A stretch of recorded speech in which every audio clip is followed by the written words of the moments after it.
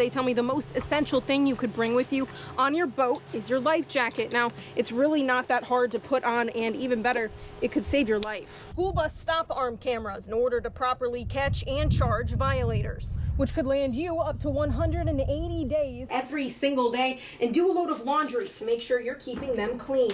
But according to officials, with masks on like these, just to leave with masks like the ones that you'll see here behind me. If you didn't know, you could take this elevator down now in just a floor under. In addition to that, food pantry has just been added. Visitations again with those safety precautions in place. Those doors are now closed again. But outdoors, a resident who lives on this property tells me he had a yard sale and participated. Officials have also confirmed that this is an officer-involved shooting. Now, the only county in our coverage area that will not be adding an additional one is in blue down here. We talked earlier about how events like this are so important for local businesses. It's actually going to be in the back parking lot. So if you take your car back here, you'll see the awning. This is actually where they tell me they couldn't be any more proud and thankful for the new memorial. Here in this pile of wood that you see behind me, and the fire just took to the rest of. One of the owners of the bar tells me this incident all occurred because one of their employees asked the group of men. Honestly, I wouldn't be surprised if this freezing weather and now the snow kept people in parade, but I'll tell you,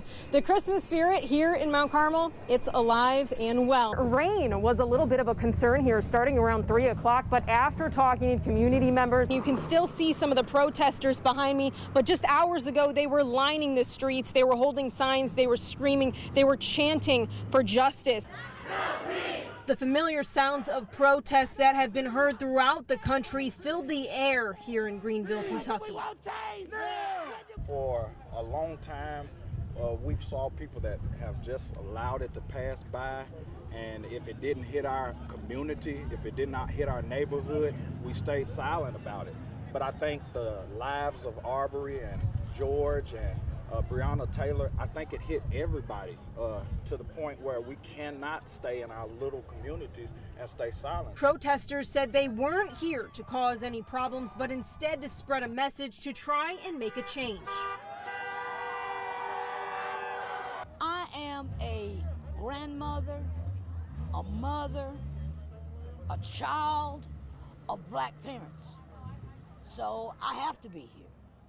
You know, all we're asking for is to be treated equal under the protection of the law.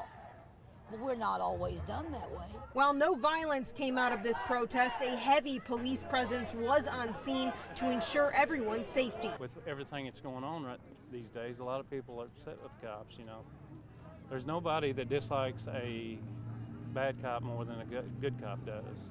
And they've got a right to express their opinion about that. So. I'm just here to make a statement and let people know, even though these injustices aren't specifically happening here in this community, there needs to be awareness raised everywhere. One protester said even in the middle of a pandemic, this fight is worth fighting. Honestly, I feel like the risk of being here today is outweighed by the benefit because, you know, eventually COVID will go away.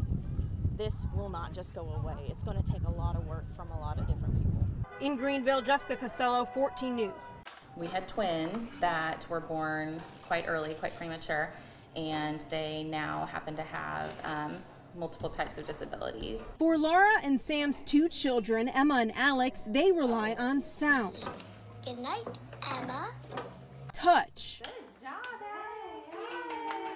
And in-person instruction. That's why making the decision to have them go back to school virtually or send them back in person was so difficult. We decided that sending them back to school was going to be the right choice for us.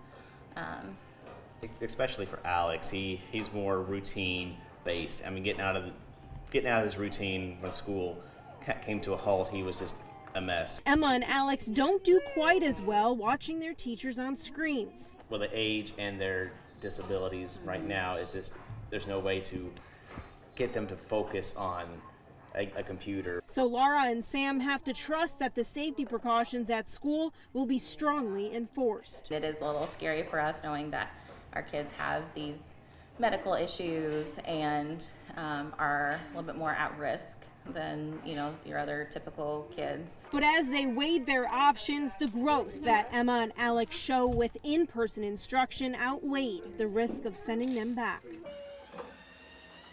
Something that gives the two parents comfort, Laura is a school psychologist who works with children with different kinds of disability, so she knows exactly what safety precautions will be in place. You get firsthand knowledge of everything that they're doing before anybody else knows, and so it's just comforting to know that we send them and they're going to be as safe as possible. In Newburgh, Jessica Costello, 14 News. As flames engulfed a home on Bluff City Road early Monday morning. And he grabbed hold of me and told me, he grabbed my hand the last time I reached in. He said, "Baby, it's getting too hot. I love you so much, but you need to get off this porch. It's my time." Those are the last words Elizabeth Butler remembers her uncle saying to her as he pushed her out of a window of their burning home. Other than the panic screams of somebody burning, you know, and then it went quiet. And I sat out here, and 4 minutes later, the fire department was here, and it was bad. Fire officials say the fire actually started toward the front of the house in a pile of wood. Firefighters say they were using it as a heat source, and the fire spread to the rest of the house. We started fighting the fire, knocking it down. We've had water problems this morning down here. There's no hydrants. With crews having to go about 2.5 miles for the nearest hydrant, firefighters were on the scene for more than 5 hours. They got me in an ambulance and got me to the hospital because I couldn't breathe. Elizabeth says she escaped with her uncle's service dog, another life that was saved thanks to her hero. He is my hero. He was amazing. He was one of the most, he'd do anything for anybody, and everybody knew it. And as her house now lies in pieces, she's left with one memory she's thankful to have salvaged. This simple little burn-up lanyard is the keys to my uncle's truck. And now I know I got a piece of him with me no matter where I go. For this holiday season, there's always somebody out there willing to help. That's the message that Janet Richard wants to spread in her community. I kind of wanted to bring the house back to life, so I've always had the idea of doing the giving wall, but this is the first year that I've actually had a chance to get it done. And with a lot of help from a lot of friends, it's coming to life this year anyway. And I like to continue. If it works out well, I'd like to continue it from now on. The giving wall is now a part of Janet's yearly holiday decorations.